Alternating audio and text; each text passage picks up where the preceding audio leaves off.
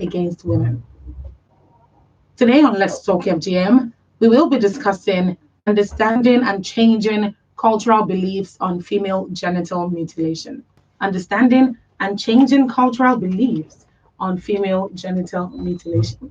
My name is Sumto Titilayo Achama. Good afternoon. Female genital mutilation involves all the all the procedures which cover the partial or total removal of the external female genitalia for non-therapeutic reasons or non-medical reasons. It's a form of violence against the girl child and the woman, and it's against the girl child and the woman, and it's also an infringement into the rights of women in this society. The perpetrators of female genital mutilation have continued to give many reasons, particularly in line with culture. But the truth is, however you choose to look at it, the complications from this inhumane and barbaric and unpopular practice in our society is just devastating. So the question remains, why do people perpetrate this irreparable damage to our girls? Well, to answer the question and to enlighten us on understanding and changing cultural beliefs on female genital mutilation is my guest today, Gender Desk Officer, Ministry of Women, Children and Social Affairs, Osun State, in the person of Olufumilola Adewale. Hello, Olufumilola. Good afternoon. Thank you for joining us. Good afternoon. I hope I'm doing fine. And I'm up today. Work is good. Absolutely. Work is good. Thank you so much for asking. I hope your day is going well so far. Thank you very much. Well. Wonderful. To join the conversation today on Let's Talk FGM, you can send a text or a WhatsApp message to 0703 175 6537. 0703 175 6537. And you can also call into 07000 917 917. 07000 917 917. Now, we would love to hear from you. So please feel free to call in or send a text or WhatsApp message. Now, Olufumilola, understanding and changing cultural beliefs. You would agree with me that the entire concept of female genital mutilation, we don't know where it came from, but we understand that it's a function of culture. Coming from me to you, is that a yes or no? Do you agree? Hello, are you there?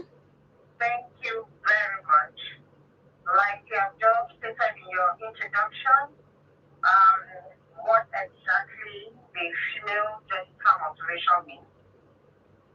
Once you did the rite for girls and women, I would say, because it's giving the definition as the cutting of part of all of the female genitalia that are outside of the body. And it is done for cultural reasons as part of a ritual and not for medical reasons. So when female genital mutilation is risk for girls, it has no first benefit and often leads to long-term physical and psychological consequences. Mm-hmm. You know, at times, medical complications that increase their pain, the prolonged bleeding infection, and it can also lead to increased risk of HIV transmission. We are all aware that women who have undergone genital mutilation can experience complications during the birth, the childbirth. Also, childbirth and telenetal death. All these implications of complication of female genital mutilation, and you know it is recognized internationally as a violation of women's That's true. rights. That's true. Thank you very much for that. So let's talk about the cultural aspect of things. What are some of the common myths or beliefs, or some of the common cultural beliefs surrounding female genital mutilation, particularly in rural communities? Thank you very much. Like I said earlier, that is recognized internationally all over the world as a violation of women's rights. You know, the myth and beliefs that surround female circumcision is that many believe in the religious tradition. And I can tell you that there are no religions that prescribe any practice. In the book of Bible, in the book of Quran, there are no religions that back it up. It is only the male child back up to be circumcised 8 days after the Also, people believe that FGM is connected to F. This means it's more than wrong, I can say. It doesn't, FGM does not only support F, but on the contrary, most women, they undergo FGM, they suffer for the rest of their lives. It is also believed, it means that FGM is asked to stop because society believes that when you stop FGM, that there are complications or cultural consequences. The cultural danger that is attached to a girl child or woman if you are not circumcised. The reason FGM has persisted so long, even performed by doctors and educated for, is because it is surrounded by silence. Nobody is talking about it because they see it as norm. They see it a normal thing that is to perform on your girl child. So what are some of these cultural beliefs? Because he said it is perceived that it comes along with cultural dangers. What are some of these cultural dangers that people think that will happen to them or their families or their communities if they do not mutilate their girls? What are some of these cultural dangers you're speaking of? Thank you very much, EDP and modesty, which include the notion that girls are unclean. Different things, different cultural reasons for performing or practicing female circumcision. They believe that it controls women from being promiscuous. They believe it ensures virginity before marriage. They believe it is a societal favor and it will reduce the rate of wrong. They believe it to fulfill traditional or customary requirements. So all these are attached to the cultural. Hello, are you there? Olufumlo, are you there? Hello? Yes, I can hear you. We had a network glitch there. Please go ahead. And like I said, FGM, it has consequences, the immediate and the long-term consequences. And that's just the reason because from the research of the United Nations General Assembly in 2005, it is of the research that FGM has no benefit for the child. Only that you are just killing the girl child or woman. It's just a gradual killing because it kills so many things and it even affects their head. You're right about that. You're very right about that. So, given all of this, I mean, if somebody sits down and they have not even one person, if a particular group of people across communities, across societies, across countries, because FGM is not just done in Nigeria, it's done internationally as well. WHO says it's done in over 30 countries of the world. So this is a much more popular practice than we actually think. But if this kind of practice that is obviously a violation is being done so popularly, is it ever possible to separate culture, which is the fundamental reason for doing this, from female genital mutilation? Thank you very much. Like I said the other time, that every child has the right to be protected from harm. Ending FGM is intended as obtained collaboration from all parts of the society. I sense that it has been confirmed that there is no health benefit of FGM. And there is need for us to change the cultural norm, the cultural belief that if a girl child or woman, if your girl is not circumcised, it is attached to so many consequences that may affect her in future.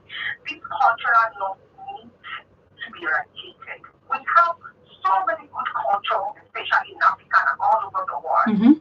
Like your girl, you believe it's a very good culture when you get to see you in the morning and you greet. It's a good culture when you have your girl have a very good a pleasant disposition in the society. It is a cultural for a girl to go to a husband's house to get married with all the benefits, with all the culture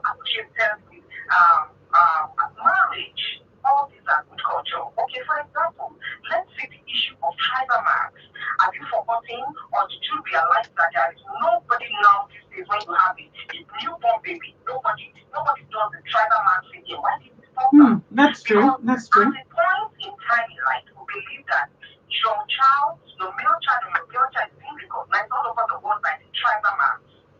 Tell me today if you are traveling abroad and because that belief anywhere you go all over the world, when they see your tribal march, they will know you are from Ondo, you are from Osun, you are from this. You want to tell me that when you see your child, you will recognize your child. Anywhere we go today, you just need to introduce yourself to where I come from. Exactly. So it's just like that, because performing female circumcision, performing FGM on your child is just it's a killer. I would put it that way. Female circumcision is a killer. It kills in so many ways. It can cause a child, a girl child, to be depressed forever. Look at our body. The structure of your body might quite be different from mine. If you have a blade cord, and if I also have a blade cord, even your two hands, if you have a blade cord on your right hand, and you have another blade cord on your left hand, just watch it. Even your body, they are not the same. The left hand might have even healed up before the right one healed up. So at times when you perform all things on a girl child, it causes so many keloids. We've been to the hospital, we've seen so many that survivors have been affected in a very odd way that you cannot even come out to tell their story, because why? They are feeling depressed already. It has already affected them, affected they have low self-esteem, because they know within them that they are not like other girls out there. Okay, for example, let's look at issue of hate. Okay. None of their girls is caught.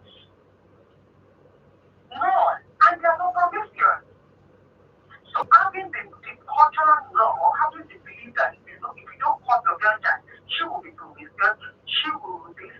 You know, it is just the wrong perspective which we need to change. So it's associated with cultural ideas of femininity and modesty. They believe that if your girl is caught, it's clean and beautiful after removal of the parts of the body part that are considered unclean. But in as much as you put it in this way now, it seems to me that FGM is more of a cultural problem than of an education problem. It seems like this is not a function of how much you know and whether you're exposed. It just seems like this is a function of people that want to uphold a certain culture because it has been passed. Like this is not a function of how much you know and whether you're exposed. It just seems like this is a function of people that want to uphold a certain culture because that's why. And even though they understand that it doesn't have any medical benefits, even though some educated people know it doesn't have any medical benefit, they still want to uphold that culture. Would you agree if I say that FGM is more of a cultural problem as opposed to a problem of illiteracy? Would you agree to this assertion that FGM is more of a cultural problem rather than a problem of illiteracy? No, please. I want to speak that FGM is more of a cultural problem. The belief. Yes, but that's what I asked. I said, would you agree that it's more of a cultural problem instead of a problem of illiteracy? Okay, because you said some educated people still do it, which meaning they are literate, but they're still doing it. Let me cite an example. All right. I have a friend abroad, specifically in Ohio, USA. He listened to this program, and do you know he called the program? And do you know he called me later on to research? He's a Muslim, and he was just accusing me that what kind of program are we trying to present? What are we preaching to others? That we should leave our girl child on court, we should leave our girl child on clean. And he was even trying to quote a particular verse in the Quran, which let me put it that he didn't really understand. Okay. I have to take that verse to an imam, and imam now had to explain it better that this is not exactly what the Quran meant. So this is a medical doctor for God's sake in the US, Ohio. So let me tell you, it is not a problem of illiteracy. You are an illiterate if you are not aware of a particular thing. So it is not because you are an educated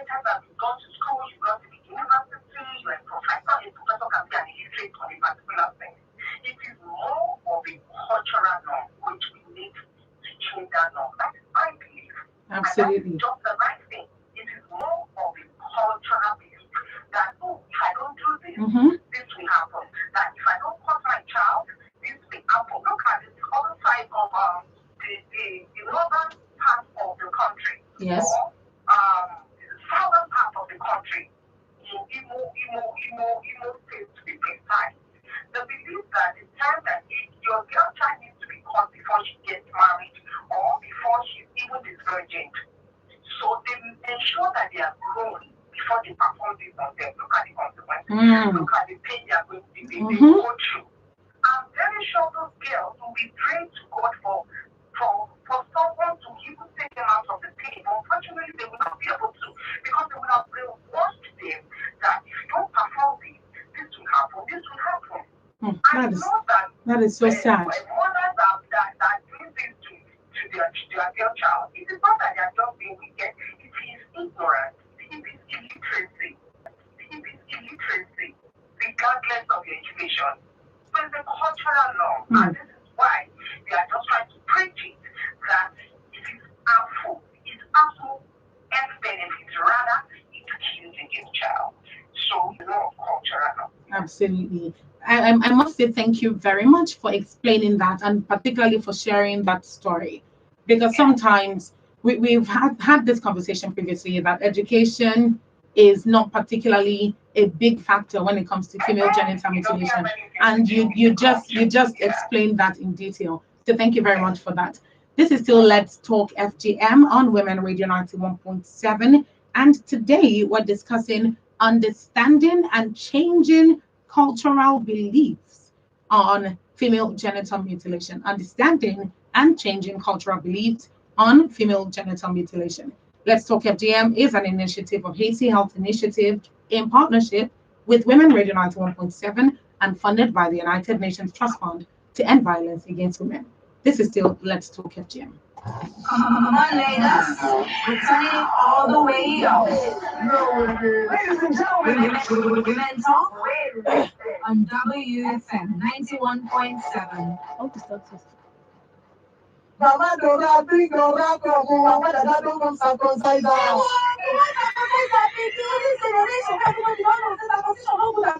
You want to destroy that pikin like Papa Dora. You know, the person when somebody do circumcision. I person when do circumcision, all of them go prison when this is like 4 years, and a person go pay 200,000. If you say, if you give person ordinary advice, say they do circumcision, you go fit go prison for like 3 years and pay like 100,000 fine money. Sure, when my family can call this way, I president to go arrest you. They do not good. You go circumcise Dora again. Papa Dada, carry your Yamama knife, come on my house. Come in and go report you. Circumcision no good at all. As in the possibility health palava for girls go find people. Girls, if person wey wan circumcise any day, sharply go to law enforcement person near you or make you call 08121670069. Female circumcision no good. Make we join. Sharply go to law enforcement person near you or make you call 08121670069. Female circumcision no good. Make we join hands. Stop am. That HACEY Health Initiative through its Stop Cause project wey dey funded by United Nations Trust Fund to End Violence Against Women. Bring this message. 25 minutes past 2 on Women Radio 91.7, and this is still Let's Talk FGM.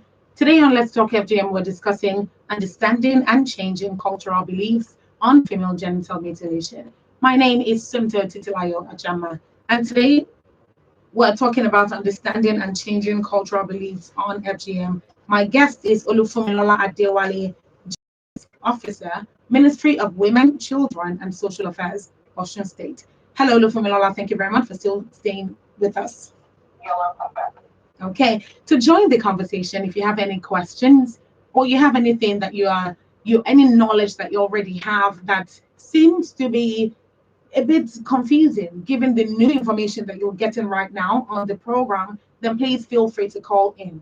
Feel free to call in for clarification. Feel free to call in to contribute. The number to call is 07000 917 917. 07000 917 917. You can also send in your text or WhatsApp messages to 0703 175 6537. 0703 175 6537. All right, I'm coming back to you now, Olufumilola. Let me ask you this. Now, you've made some very good points previously, but let me ask you this. Would trying to eliminate female genital mutilation not translate or be understood as interfering in age-old cultural traditions, such as using FGM to, ensure virginity, like you said, or receive proper bride price from the most eligible man, and to prevent family honor. So traditions like that will or the quest to end female genital mutilation not be perceived as trying to interfere with these age-old cultural traditions. Thank you very much. I said earlier, I said every child has the right to be protected. You have the right of association. You have the right to survival. You have the right to your head. So FGM is interfering in age-old cultural and traditional such as FGM. It's just what we need to educate people about it. You only need to call community or society and let them realize the complication of it. There is no way you will have a ditch and you'll be using the drugs for pain, the unpaid drugs for a ditch. Let me tell you something. Research have shown that FGM doesn't have anything to do with your virginity. It has nothing to do with childbearing. It has nothing to do with how many sweet. So all these, we just need to sensitize our people so that they won't see it as you are changing the law, you are interfering in age-old culture and tradition. I think you understand what I'm trying to say. I do. Some medical doctors don't realize that there is no need for female circumcision. Some of them, because so many people believe in everything your doctor tells you. After God is doctor for everyone. So all the stakeholders, all relevant stakeholders need to be put on it for continuous sensitization. Like I said earlier, I said it has nothing to do with your background, your educational background. All right. It is just the that needs to be changed. Okay. And thank you very much for that. Let me ask you this. In some cultures, they believe that female circumcision increases sexual pleasure among men. Is there really any relationship between female genital mutilation and sexual desire in men? No, rather. In Osun State. To call, the number is 07000 917 917. 07000 917 917. Also, you can send in a text or WhatsApp message to 0703 175 6537. 0703 175 6537. Now over to you, Olufumilola. What is the role of traditional rulers as cultural custodians in addressing FGM in Osun State? Thank you very much. Osun State, having realized that traditional rulers are in a strong position to work with their community to address the active practices that perpetuate negative gender norms and harm women and girls that is not selfish. We are girls that is not selfish. We have considered the need to gather all the traditional. They are the decision makers in the community. Community respect them. Community listen to them. So the role of the traditional rulers are working with traditional rulers in making it crucial to ending all forms of violence against women. Their role is just to call the attention of their community. We visited so many communities, even the only of Ife preached against the practice of FGM.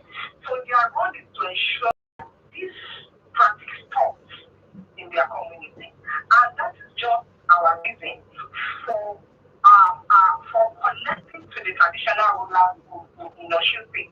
All traditional rulers in Osun State are aware of the norms and the consequences, the complications of FGM. We train them, we are aware of the norms and the consequences, the complications of FGM. We train them, we made them to be aware of the immediate and the long-term consequences of it. They see the live video, they compare their girl child, they compare their wives with their community are free of female circumcision. So their role is just to ensure the community is free.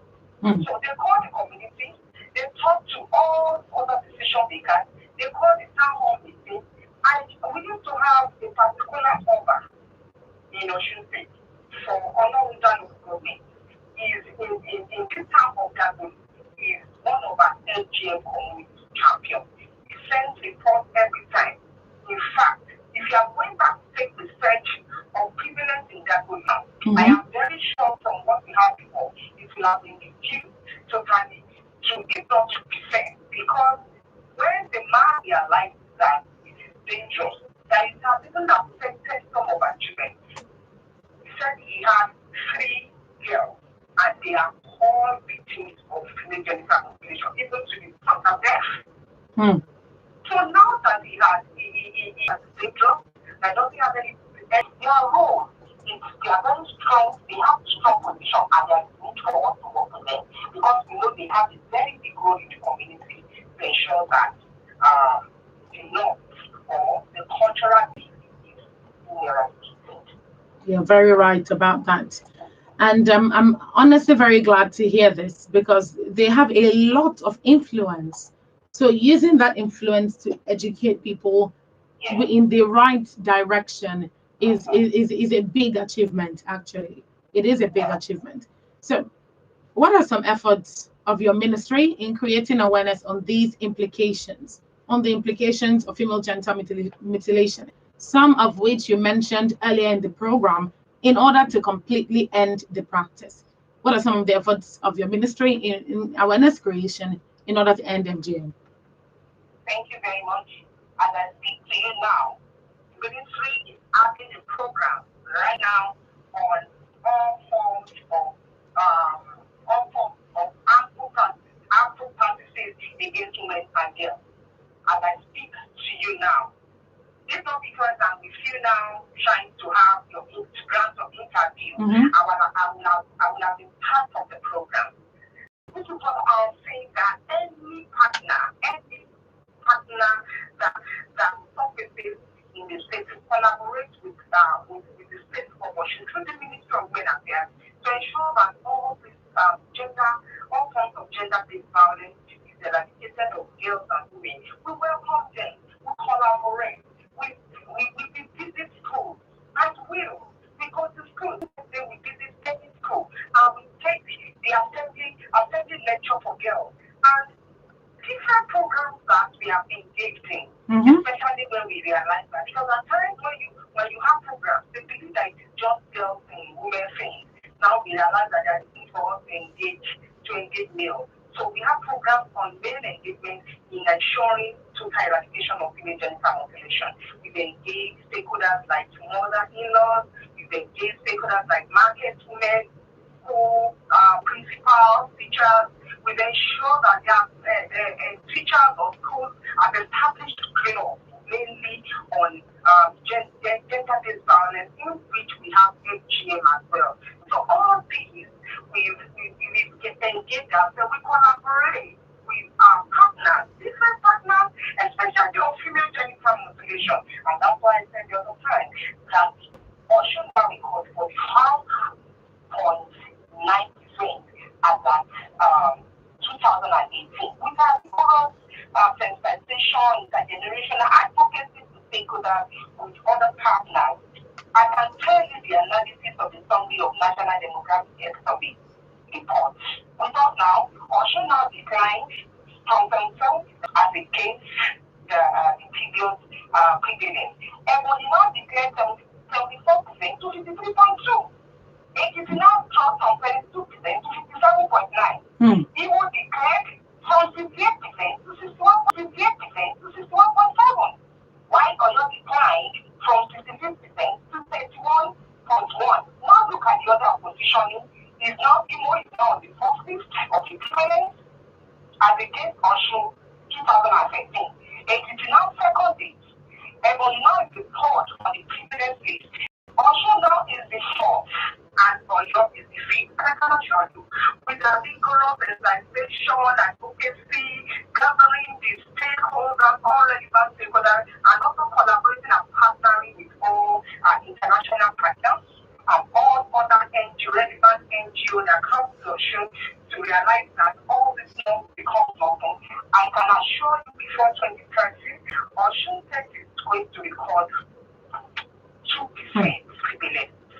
That's a lot. That's a lot of high hopes there. Yeah, that's the problem. Yeah. I really like the confidence. The NDH head, they are not even going to report for 2020 because their report is interval of 5 years.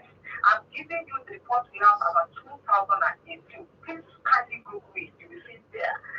This is 2018 report of NDH head. I mean the National Demographic Health Survey 2018. Now, this is 2022. We are expecting another report from them. I can assure you that Osun State will have been reduced to, I don't know. I will make sure I make you clear awareness when we get to the next report. I like that. I really do like that. I like that. Thank you very much, Olufunmilola. All right. Now, another thing that is very important is education in line with elimination of FGM. You mentioned earlier that we should keep creating awareness, more awareness, more sensitization. Pardon me. So, what are some ways that you have used your position as minister as gender desk officer, Ministry of Women, Children and Social Affairs in Osun State, to be able to educate parents particularly, because they're the ones who do this the most. Parents particularly, to end female genital mutilation and not claim and not do it out of disrespect for the culture, but out of love for their children. Thank you very much once again. I want to appreciate my state and my ministry to have nominated me as the gender desk officer for the state. Because with this designation, you'll be able to plan programs, you'll be able to collaborate with partners, you'll be able to design activities on any gender-related matter. And with this, I use this opportunity and leverage on this designation. Not even women alone, because we know that it is mothers that perform this on their girl child. But don't forget the fact that if a man doesn't agree or give consent that a girl child becomes, there is nothing mother-in-law could do. As a wife, I do not like to cut my girl child. Maybe I've been educated of the complication of it. But if my husband is not convinced, or my mother-in-law or my husband is somebody that is subjective or subjective to his mother, then I will have problems. Somebody that is subjective or subjective to his mother, then I will have problems. That's true. It's just my business to look into it and organize programs that call male engagement in supporting the eradication of female genital mutilation in the state. So we don't engage men alone. We engage different stakeholders that we know that they are on top of this matter, and especially male husbands, brothers, imams, pastors, mainly men. We engage them and we change their mind. We convince them that it is harmful. So they go back home, tell their parents, oh, mommy, please, my wife is not going to perform this on our girl child. Then they may also have girls that have been victims of or survivors of FGM. They will be able to be the ones who they will be preachers to those girls. Now, here's why you are married. Ensure that you don't do this on your girl child again, and they apologize. We made them realize to the extent that they apologize to their girl child by the time upon their arrival back home. So mothers are desensitized. Today, when you get to Osun State, just try and see anyone. This person on the street will tell you that, oh, I'll perform this on my girl child. Take out a law that prohibits female circumcision. That is established in 2004. We have the law of the state of Osun that captures the penalty for whoever that practices female circumcision. So it is not about that we are going to arrest. It is just about sensitization, continuous education, continuous enlightenment programs that is related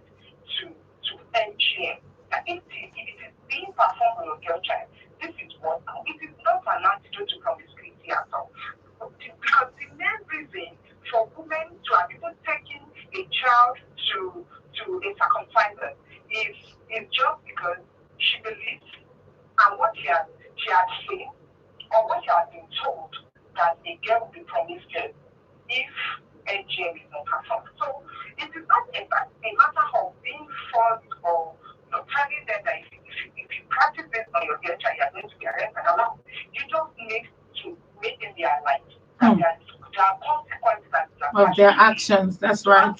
Anytime you are going for advocacy, anywhere, like me, anywhere I see a pregnant woman, I try my best to interact with the pregnant woman.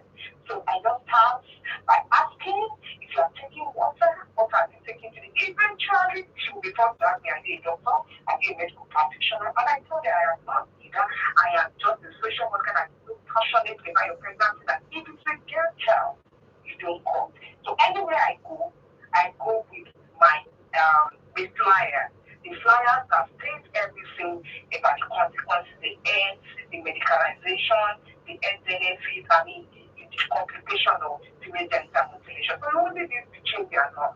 So we've engaged women, we've engaged men, we've engaged traditional rulers to ensure that they all preach what we are preaching. 100%. 100%. I like that last line because you'd agree with me that traditional rulers really have a lot to do with whether their communities denounce female genital mutilation or not. So I'm very grateful. Exactly. I'm very grateful that you brought that up. As we round off, Olufunmilola, do you have any final words for these negative cultural beliefs that are behind female genital mutilation and the people that believe in these beliefs? Thank you very much. I would just like to advise and to say that ending the practice will take intense and sustained collaboration on all parts of the society, including families, churches, malls, and communities, including you. Wherever you go, you preach the complication of female circumcision that is killed. Because don't forget, if you refuse to pick the word, don't forget you may have the brother that will refuse to pick the word. Don't forget you may have the brother that will marry someone that is circumcised. You may have a son that will just go and bring to you later in future a girl that is survivor of female genital mutilation. So there is need for everybody to intensify efforts in collaborating with one another to ensure that this practice becomes totally abandoned. Government and NGOs also need to implement policy that will enhance media, advocacy, and community dialogue. So that to help you with NGOs in Nigeria especially, you're not talking about Osun State alone because don't let me deceive you. It's being practiced everywhere in Nigeria, except Ogun State that I know. Let me quickly state this. There was a time I was in community in Osun State. That is a community in Osun State. And when I started my preaching, don't forget when we are all stakeholders like imams, in case we want to see anybody that we attack on the Quran, then the imam will come in. We go with doctors in case we want to see anybody that we attack on in the health aspect, then the doctors will come in. Then in case we want to see anybody that wants to attack us in the psychological aspect of it, then we don't perform a gym, and that's why they are being promiscuous. And I have the demand. I said, ma, and I have the demand. I said, ma, excuse me, sir, do you want to tell me that in this community, you've never seen a child or a girl child that's been impregnated even without getting married, and it just kept quiet. So what we are saying is that we've used the medical, the drugs for the headache to take care of the stomach. So when we move forward, intensify efforts to ensure that we all collaborate to end female genital mutilation. And we advise that everyone to intensify efforts to prevent all forms of violence against women and girls in Nigeria. Thank you so much, Olufunmilola. This has been a very eye-opening conversation. Thank you so much for joining us on Let's Talk FGM today. It's been a very eye-opening conversation. Thank you so much for joining us on Let's Talk FGM today. Bye. It is so imperative to note that female genital mutilation is not only wrong, it also doesn't have any medical benefit, and it's a violation of human rights according to WHO, and that's the World Health Organization. Insights generated at the local level, such as these rural communities that I've been speaking to my guest about, are most important, and they can feel the urgency that this issue carries. Top of all of this is that the recognition that female genital mutilation is deeply rooted in culture. So the ability to end these harmful practices with more urgency has to come by account of putting culture into perspective and harnessing and changing that culture for change. So thank you so much for joining us today. Thank you to my guest, and thank you to you for tuning in as well. This is what we call it a wrap for Let's Talk FGM today. Wednesday, 2 p.m. is another time on Women Radio 91.7 as we talk FGM and condemn the practice. Let us join our hands together to stop female genital mutilation. To report cases of FGM, call 0812 467 0069. 0812 467 0069. Get more information on female genital mutilation and how to report cases on stopcut.hacey.org. Stopcut.hacey.org. Thank you very much for tuning in. Thank you to my producer, studio assistant, and of course, engineers on duty. My name is Sumito Titilayo Ajama. Good afternoon.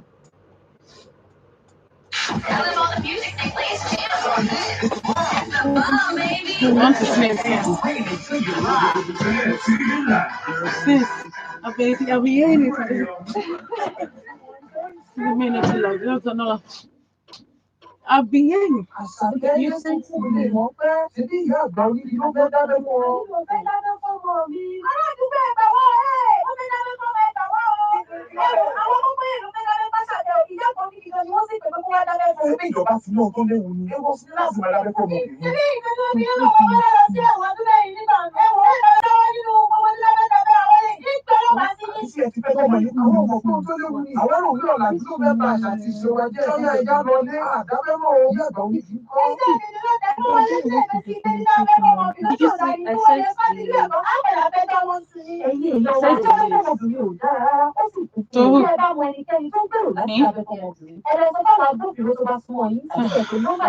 I'll use this for 6. The one I wrote for 12 rather. She couldn't use it because it didn't have that intro. So she read the one for 9 for 12. So I'll use one I put together for 12. Yeah. And I'll use those for 6. Please end last one. You are listening to WFM 91.7. Yeah, Where are you